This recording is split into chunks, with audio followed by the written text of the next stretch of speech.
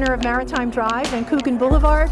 In about 5 or 10 minutes, we're hoping to get everybody with their signs to march up Maritime Drive to get as close as we can to DeKalb. DeKalb is a division of Monsanto, and we're also hoping that some people would be willing to leave their signs along the side of the road before they go home today, so that when the employees come back on Monday morning, they have a little bit of a message to greet them. So that's the plan. Herding all of these people to get them up at the same time may be difficult, but we're going to give it our best shot.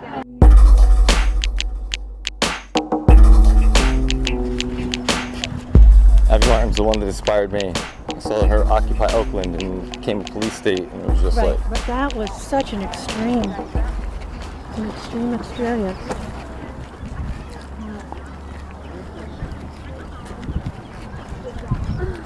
People are still having the conversation asking if Occupy is dead.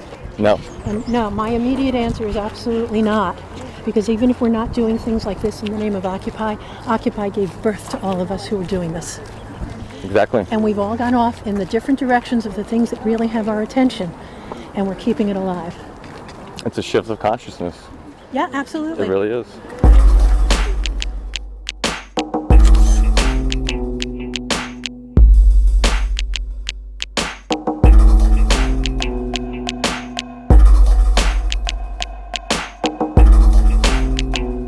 What is your organization about?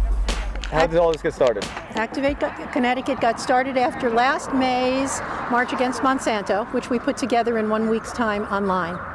Right. And what we decided, it was very much Shannon Watson's idea. What we wanted to do was to find a way to really motivate and activate people to stand up for the causes and the things that are most important to them, rather than sitting back and just complaining or bemoaning the fact that things weren't going the way they want. Right. So we got together and we came up with strategies to give people an online forum to post about the causes that they care about. We started to organize events around some of those things. One of the issues that's most important to us, in addition to the GMO and Monsanto issue, is the TPP, the Trans-Pacific Partnership Agreement. Oh man, right. Huge. So we have been very active over the last almost year or so with doing community education events around the TPP, organizing people, getting them to understand what it's about. I've actually been in meetings with 3 of our state legislators. So, yeah. Wow. And the reason that we post the things that we do is because we're hoping it'll motivate people to do the same. Exactly. Our main message... Strength in numbers. Right. And our main message is, it doesn't take a small number of special individuals to go out and make a difference. If we all do a little bit and come together and act together, we're doing a lot more than just a little bit individually. Exactly. We just want people to activate, and that's what we're about. Fair enough. And it's Activate Connecticut? Activate Connecticut. Activate CT. Activate CT. Yes. And that's how they can find you on Facebook, or? Let me give you 2 Facebook addresses. Okay. The first one is www.facebook.com/ActivateCT That will take you to our general page, and there are posts about a multitude of issues. Okay. We have a second page, www.facebook.com/ActivateONEFOCUS. Okay. One focus. That page is devoted specifically to the TPP. Awesome. Check us out. Awesome. Check us out. Awesome. And you, sorry, Debra? Debra, yes. Now, can I ask you a couple questions? Sure. All right, cool. Are you a parent?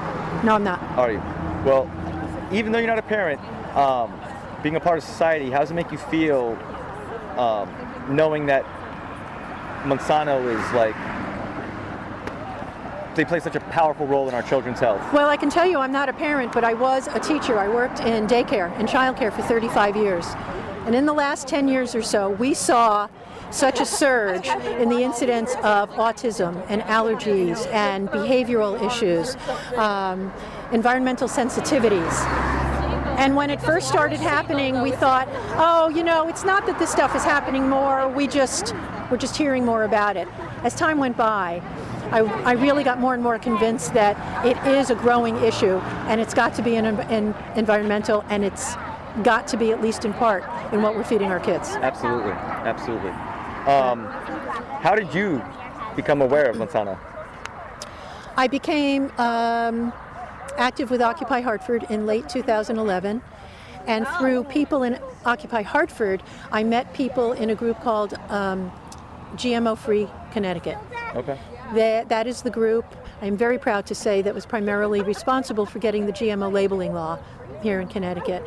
So, you know, I went from Occupy to GMO-Free Connecticut, and that was really my learning ground. Right. Yes. Yeah. I learned so much through them, and I also learned a lot about organizing and lobbying and putting myself out there and risking getting shot down. Literally these days. Yes. Literally these days. So, you know, there were times when I thought I lived at the legislative office building in Hartford. There were times when I thought, oh my gosh, is this me calling my legislator? Right. Well, hell yeah. And if I can do it, Anybody can do it. That's all we need, man. We Right. just need a push. Right. We just need a push. Absolutely. How do you feel about Monsanto's recent fireback with a lawsuit that makes it illegal for states to label GMOs? I think that it should be absolutely expected of them to have done something like that, which is why we're out here. I'm not happy about the news, but I'm not surprised by it, and that's why events like this and community education events have to continue. Exactly. And this is global, so you know it's not just the 100 and so people who are out here Exactly. today. This is global, and I believe in my heart of hearts that we will reach our goal. I believe that we will too, because it's already started.